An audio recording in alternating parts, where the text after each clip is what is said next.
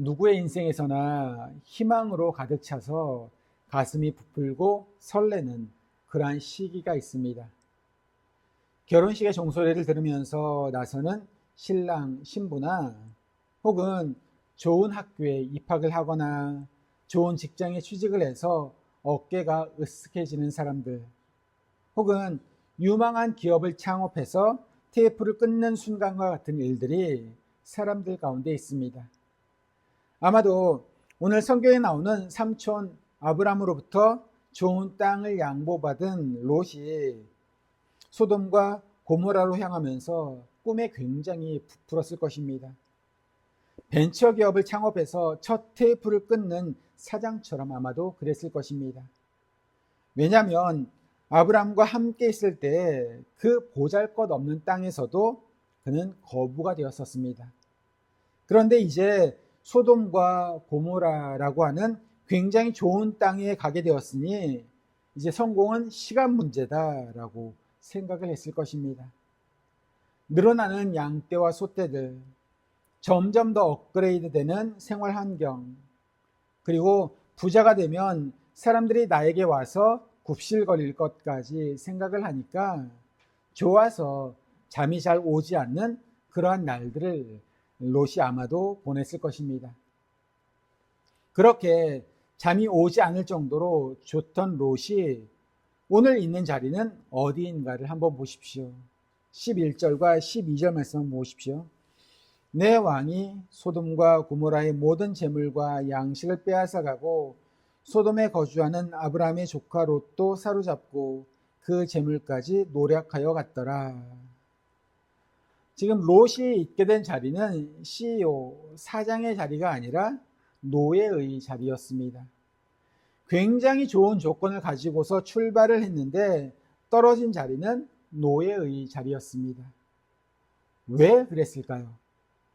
아브라함이 네가 좌하면 나는 우하고 네가 우하면 나는 좌하겠다라고 했습니다.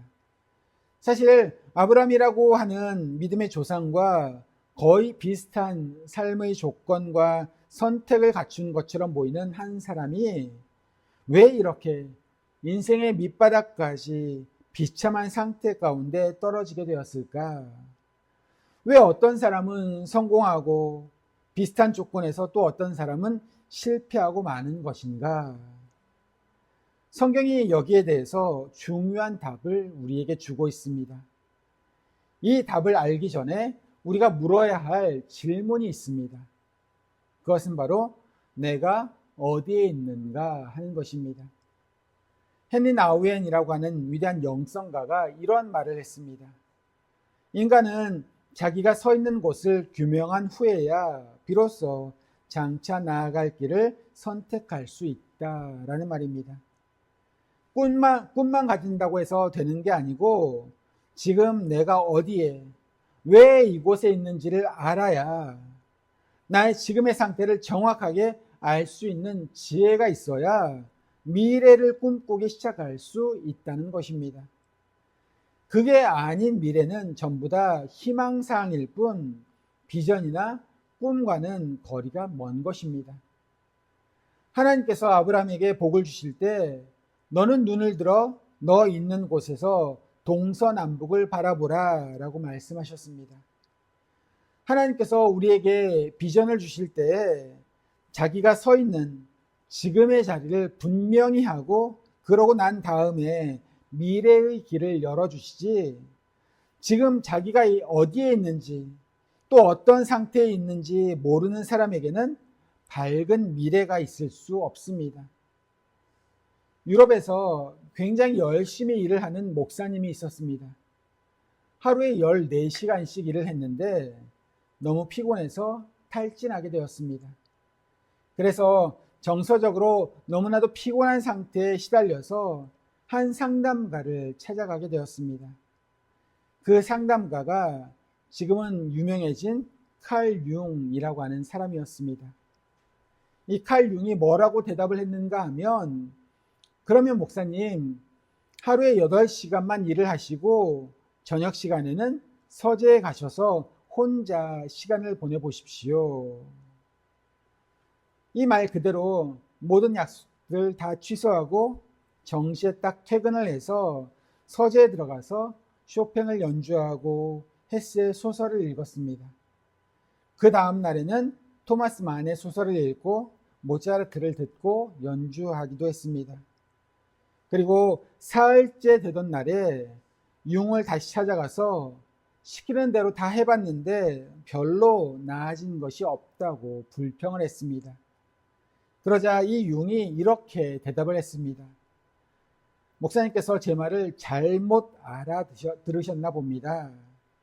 헤르만 헤세나 토마스 만 혹은 쇼팽이나 모차르트와 시간을 보내지 말고 당신 자신과 목사님 자신과 함께 있으라고 한 말이었습니다. 이 목사님이 잠시 생각을 해보더니 이렇게 대답을 했습니다. 나 자신이요? 정말로 끔찍한 상대인걸요. 그럴 수 없습니다. 라고 대답을 했습니다. 자기와 함께 있는 것이 너무나도 힘들다는 이야기였습니다. 그러자 융이 이렇게 대답을 했답니다. 그런데 당신은 지금 그 끔찍한 당신 자신으로 다른 사람들을 14시간씩이나 괴롭히고 있지 않습니까? 열심히 일을 한다고 하는데 자기를 돌아볼 시간이 없는 사람은 다른 사람들을 괴롭히는 것일 수도 있다는 말입니다. 여러분, 사람은 생각보다 혼자 있는 것이 쉽지 않습니다. 진정 제대로 혼자 있는 것이 쉽지 않습니다. 특히 오늘날 현대인들은 그래서 어쩌면 혼자 있는 시간이 두려워서 더 열심히 일을 하고 일을 마치자마자 화끈하게 놀거리를 찾아다니고 읽을 거리나 볼거리 혹은 수다의 상대를 찾는지도 모르겠습니다. 정말로 내가 혼자 있다는 사실은 때로는 인정하기 싫은 나의 모습을 직면하게 되기 때문에 진정으로 혼자 있는 시간을 갖는 것은 사실 쉽지가 않습니다. 그러나 성경에 의하면 지금의 나 자신이 끔찍하면 끔찍한 대로 그 모습을 정직하게 직면하는 것이 하나님께로 나아가는 첫 번째 길이라고 이야기하고 있습니다. 내가 지금 서 있는 자리가 한심한 자리라 할지라도 그 자리를 정확하게 인정하고 규명하는 것이 필요하다는 이야기입니다. 창세기 3장 8절과 9절은 이렇게 말씀하고 있습니다. 우리 프린트볼에 있는 창세기 3장과 8절과 9절 말씀 함께 읽어보도록 하겠습니다. 창세기 3장 8절과 9절입니다. 뒤에 있습니다. 함께 읽겠습니다. 그들이 그날 바람이 불 때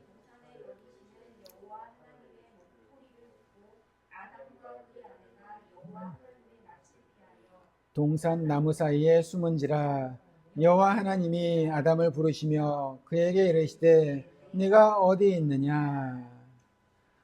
네가 어디 있느냐? 성경에 나오는 하나님의 첫 번째 질문입니다. 그런데 아직까지도 계속되는 질문입니다. 성경 전체, 인류의 역사 전체를 통해서 지금 이 자리에 앉아있는 우리들의 마음에까지 하나님께서는 질문하십니다. 네가 지금 도대체 어디에 있느냐?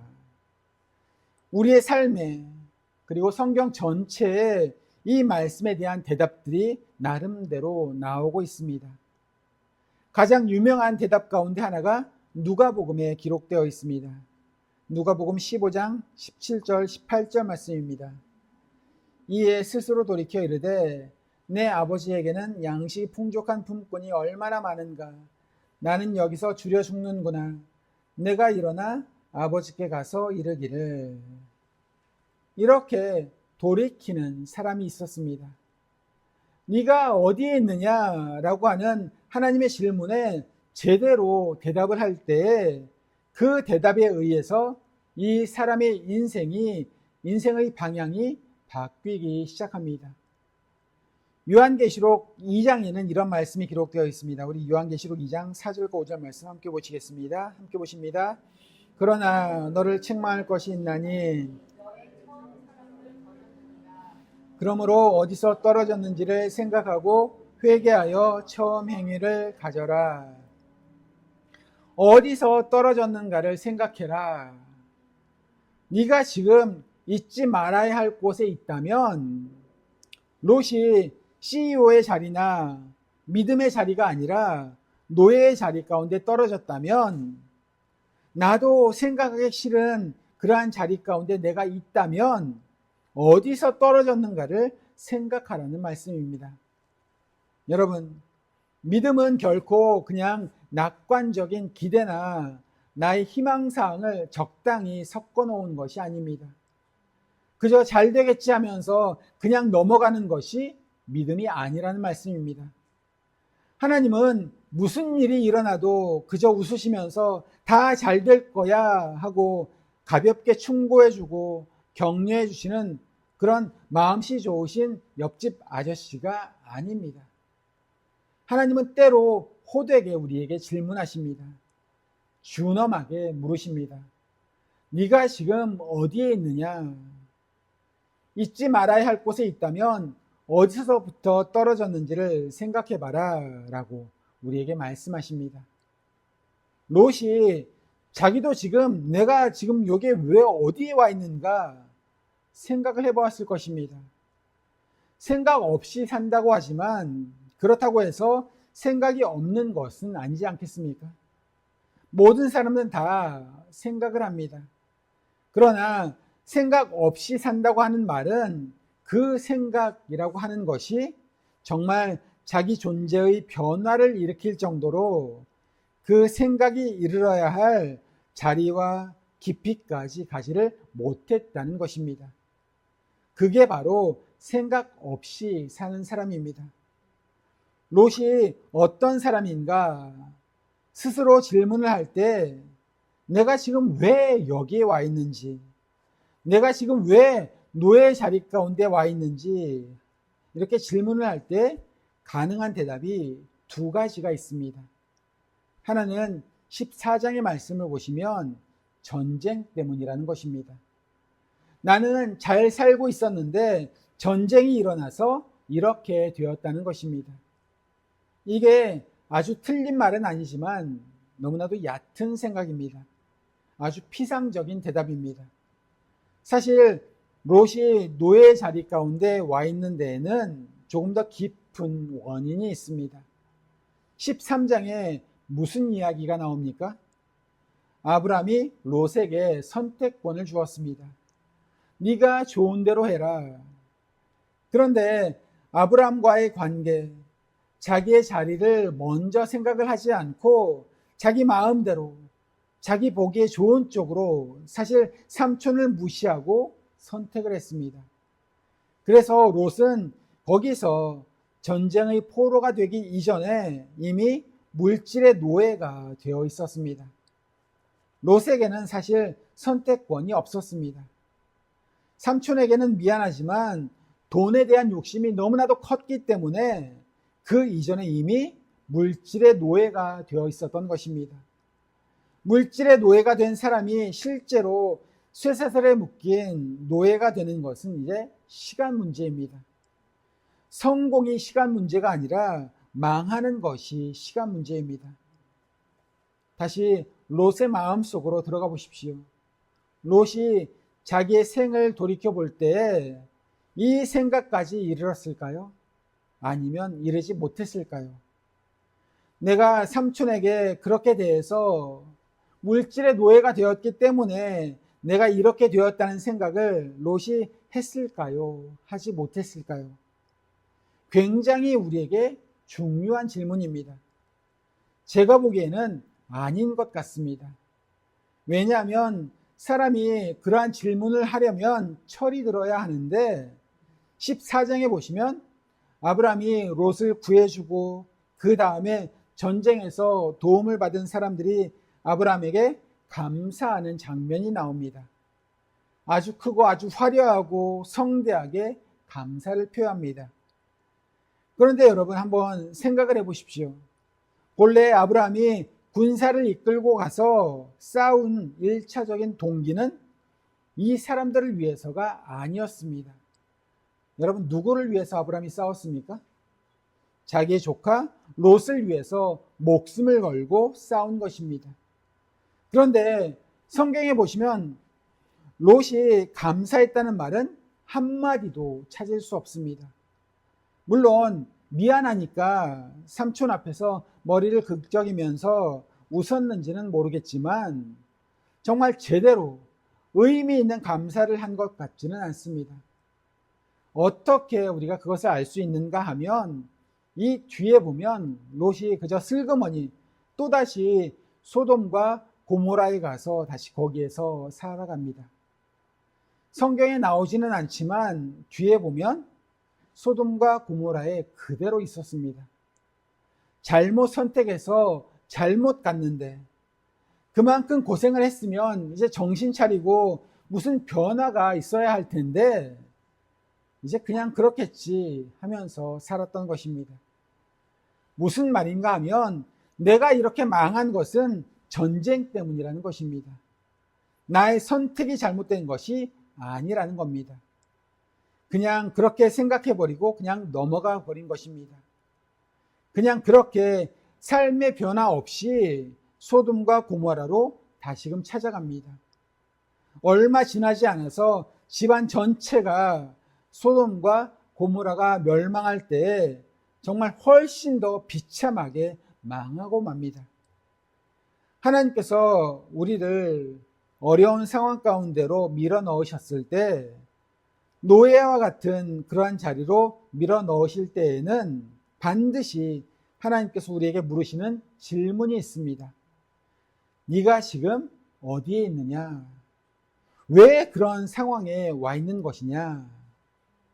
사실 노예가 된 이 상황은 롯에게 있어서는 기회입니다. 회개하고 돌이켜서 새로운 삶을 살아갈 수 있는 기회입니다. 그러나 그 기회를 놓치고 넘어가 버립니다. 물어야 할 질문을 묻지 않았기 때문입니다.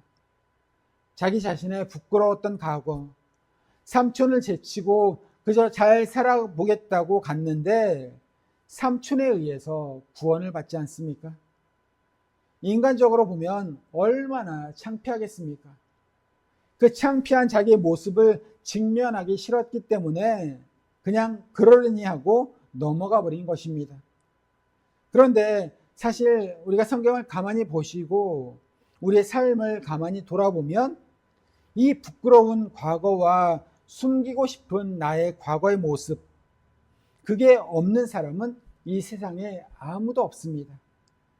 아브라함은 12장에 보시면 바로가 무서워서 자기 아내에게 내 여동생이라고 해, 그렇게 이야기를 했던 사람이었습니다. 여러분, 실제로 우리의 가정생활 가운데에서 이러한 일이 일어났다고 한번 생각을 해보십시오. 남편이 그 상황을 생각해 보면 얼마나 부끄럽겠습니까? 무슨 말을 할 때 당신 그때 그랬잖아. 그러면 아마 아무런 할 말이 없어질 것입니다. 평생 동안 부끄러운 짐으로 따라다닐 굉장한 사건입니다. 그래서 성경에 보시면 아주 옛날 일임에도 불구하고 성경에 나오는 인물들 가운데 아브라함 같은 공처가는 별로 없습니다. 왜 그렇게 아브라함이 공처가로서 삶을 살아갔는가? 우리가 잘은 모르지만 그때 바로 앞에서의 그 사건 하나만 하더라도 가장으로서의 체면을 세우기는 힘든 상황이었을 것입니다. 아브라함도 그러한 부끄러운 과거가 있었습니다. 여러분, 아브라함과 더불어서 구약 성경에 가장 대표적인 인물이 누구입니까? 모세와 다윗을 들 수 있습니다. 이 사람들이 어떤 사람들입니까? 모세는 객기를 부리다가 사고를 쳐서 그 뒷수습도 제대로 하지 못하고 도망을 친 사람입니다. 한 민족이나 그룹의 지도자가 되려면 책임감이 너무나도 중요한데 사고를 쳐놓고서 그냥 도망을 간 사람입니다.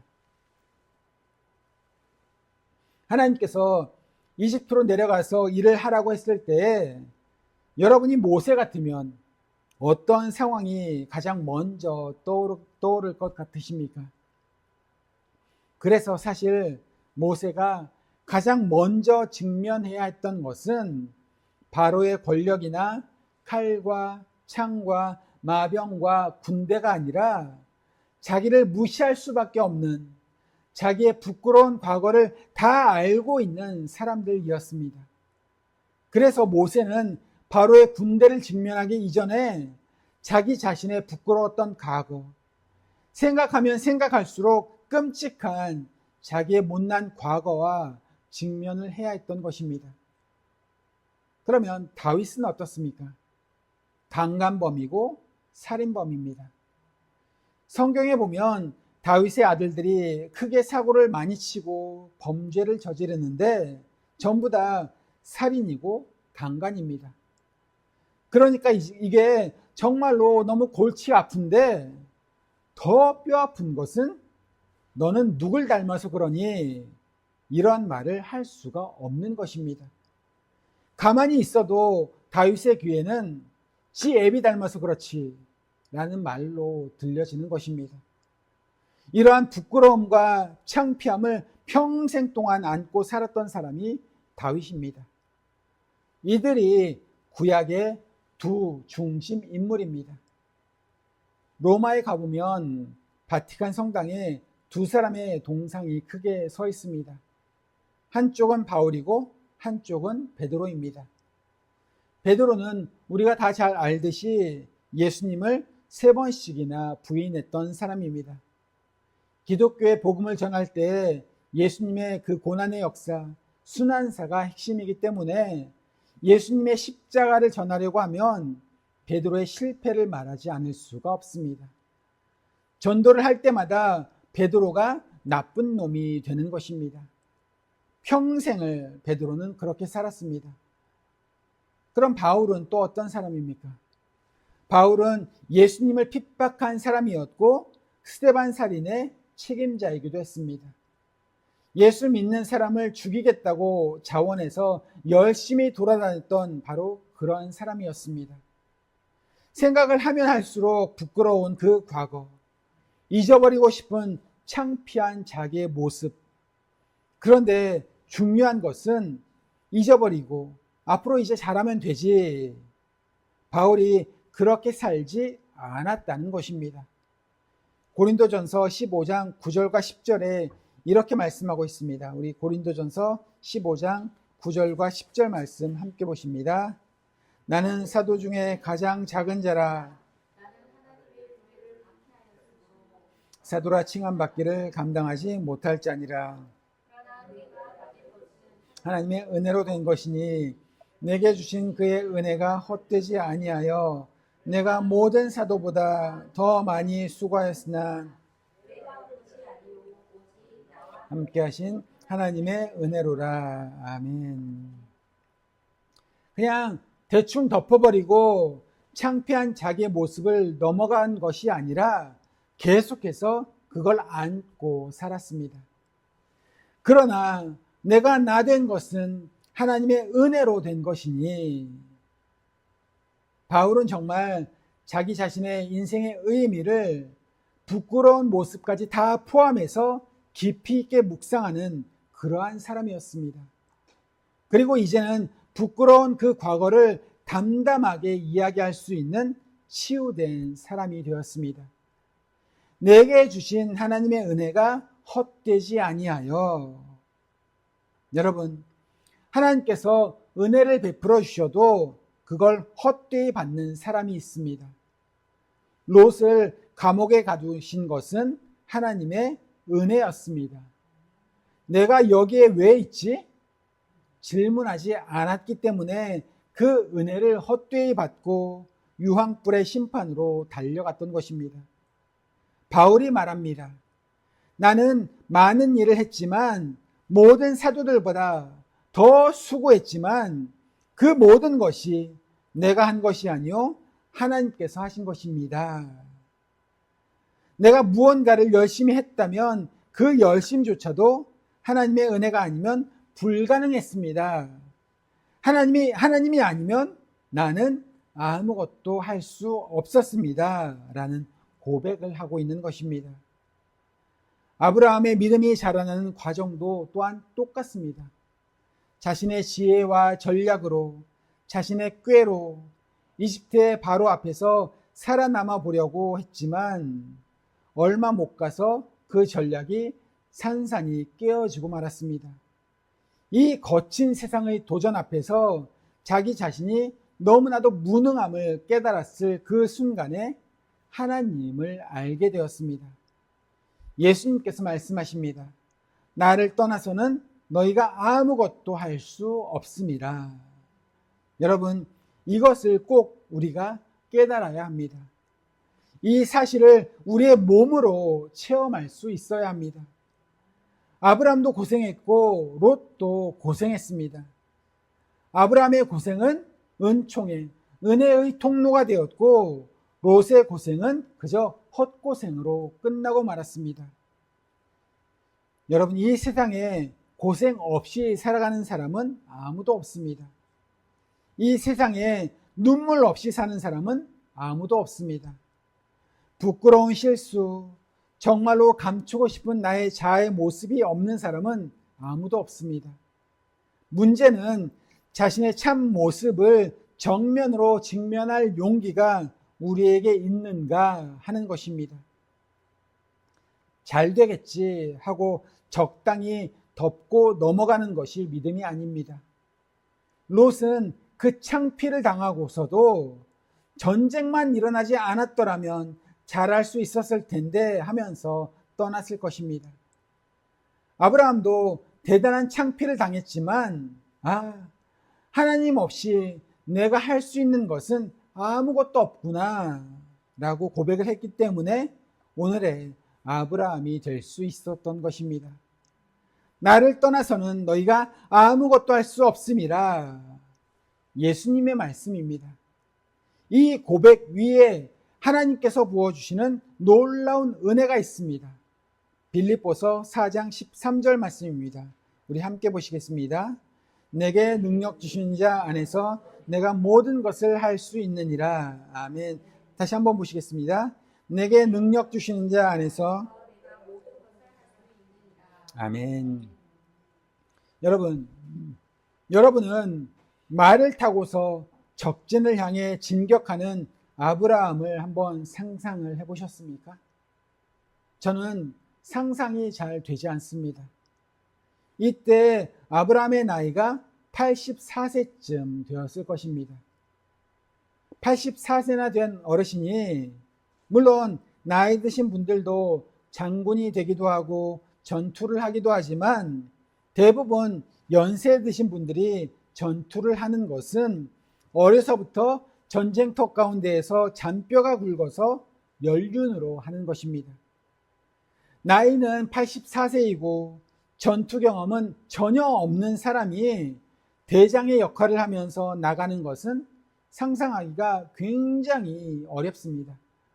그런데 성경에서는 그렇게 했다고 기록하고 있습니다. 그리고 이겼다고 기록합니다. 아브라함에게 어울리는 일이라고는 누구도 생각하지 않았습니다.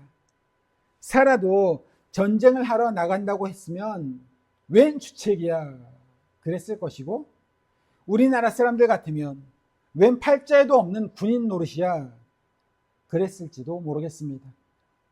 팔자에는 없을지 몰라도 하나님의 디자인, 하나님의 계획 안에는 있습니다. 여러분, 팔자라는 말이 무슨 말인지 아시죠? 팔자는 본래 생년, 생월, 생일, 생시 이 네 개를 각각 두 자로 표현을 합니다. 그래서 태어난 시간에 맞추어서 모든 운명이 다 결정된다고 하는 운명론적인 철학이 그 뒤에 있습니다. 결혼을 할 때에도 맞는 사람과 해야 하고 팔자 타령을 합니다.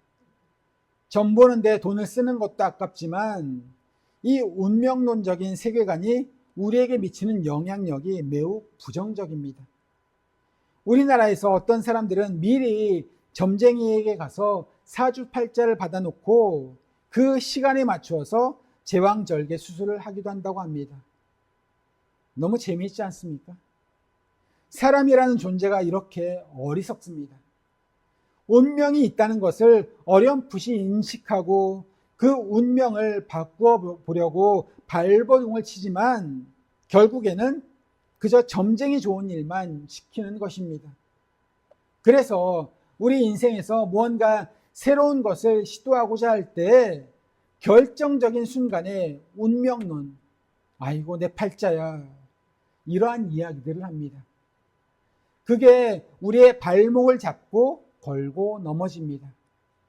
팔자에 없어서 못하고, 나이가 많아서 못하고, 나이가 어려서 못하고, 여자라서 못하고, 바빠서 못하고, 창피하고 어색해서 못하고, 괜히 나섰다가 이상한 이야기 들을까봐 하지 못하고. 여러분, 그렇다면 우리 인생 가운데에서 무엇을 하겠습니까? 그냥 이렇게 살지 뭐라고 이야기를 하는데 그냥 이렇게 살다가 죽지라는 말과 같은 말입니다. 아무런 새로운 것이 있을 수가 없습니다. 이것이 운명론의 결정적인 약점입니다. 믿음은 그 운명론의 한계를 뚫고서 자라가는 것입니다. 하나님께서 허락하시면 못할 일이 없습니다. 아브라함은 84세에 장군 노릇을 했습니다. 사람들은 팔자에 없다고 그랬지만 아브라함은 내게 능력 주시는 자 안에서 내가 모든 것을 할 수 있습니다. 고백을 하면서 나아갔습니다. 그래서 믿음은 자기가 한 번도 가보지 못한 길을 가는 것이 믿음입니다.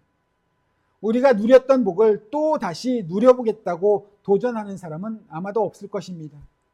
대부분 우리가 복이라고 이야기를 할 때 비전이고 꿈이라고 이야기를 할 때 내가 이제까지는 경험해보지 못했지만 하나님의 은혜로 누려보겠다고 고백하는 그것이 바로 비전입니다. 여러분이 한 번도 경험해보지 못한 복을 사모하신다면 우리는 이제까지 한 번도 해보지 못한 일을 할 준비가 되어 있어야 합니다. 그리고 그 준비의 핵심은 바로 믿음입니다. 가장 중요한 준비가 바로 믿음이라는 것입니다. 하나님께서 아브라함을 새로운 세계로, 새로운 꿈의 비전의 세계로 이끌고 가시기 위해서 먼저 갖추고자 했던 것은 전투 경험이 아니고 군사력이 아니라 믿음이었습니다. 그리고 그 믿음은 자신의 무능함의 고백 위에 주어지는 하나님의 은혜입니다. 내게 능력 주시는 자 안에서 내가 모든 것을 할 수 있습니다. 이 말이 요새 잘못 사용되어져서 많이 비판을 받기도 하지만 그래도 여전히 우리에게 중요한 말씀입니다. 이 말씀이 잘못 사용되지 않으려면 어떻게 사용해야 합니까? 요한복음에 이러한 말씀이 있습니다. 나를 떠나서는 너희가 아무것도 할 수 없습니다. 하나님께서 허락하시지 않으시면 아무것도 할 수 없다는 뼈아픈 고백, 그러한 체험, 그러한 신앙이 있는 사람에게 하나님께서 힘을 주시면 모든 것을 다 할 수 있다는 믿음이 선물로 주어지는 줄 믿습니다. 아브라함이 말을 타고 나갈 때에는 웬 주책이야 그랬겠지만 아브라함이 승리하고 개선하고 돌아올 때에는 그 연세에도 불구하고 이러면서 많은 사람들이 그를 존경했을 것입니다. 성경에 굉장한 개선식과 환영식이 나오고 있습니다. 나갈 때는 나이가 약점이었지만 돌아올 때는 그 연세가 영광의 조건이 되는 것입니다. 그리고 아브라함이 이 멋진 모습 가운데 아브라함에게는 굉장히 엄청난 기회가 눈앞에 찾아왔습니다. 이 기회 앞에서 아브라함이 뭐라고 이야기를 합니까? 22절과 23절 말씀입니다. 우리 22절과 23절 말씀 함께 봉독하시겠습니다. 함께 보십니다. 아브라함이 소돔 왕에게 이르되 천지의 주제이시오 지극히 높으신 하나님 여호와께 내가 손을 들어 맹세하노니 내 말이 내가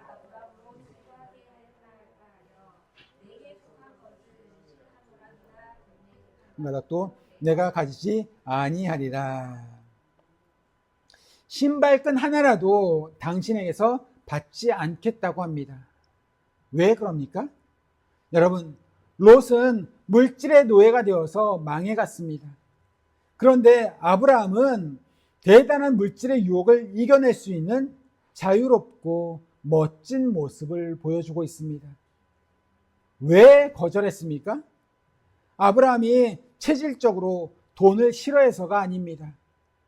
아브라함도 돈이 필요한 사람이지만 돈을 가지고서 더 좋은 일들 많이 할 수 있겠지만 내가 지금 이 돈을, 이 재물을 받으면 혹시나 나중에 점점 더 잘 되었을 때에 조금이라도 사람들이 하나님의 은혜가 아니라 소돔 왕 덕분에 잘 된 것이 아니냐, 이러한 말을 들을까봐 깨끗하게 거절한 것입니다.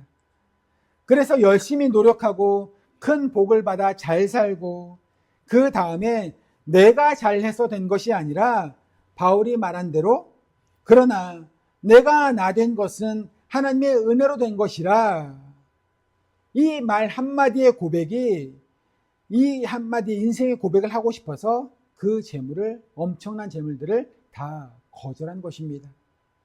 사랑하는 성도 여러분, 열심히 돈 벌어서 잘 살고 성공하는 것이 나쁜 것이 아닙니다.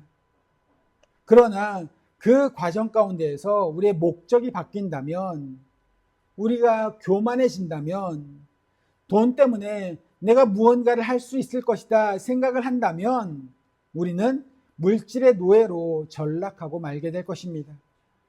여러분, 내가 보아도 정말로 허물 많고 죄 많은 나 자신, 내가 봐도 정말로 끔찍한 나라고 하는 이 존재를 통해서 언젠가는 보아라, 내가 나 된 것은 하나님의 은혜다 라고 자신 있게 말할 수 있다면 그 인생이 얼마나 행복하고 복된 인생이겠습니까?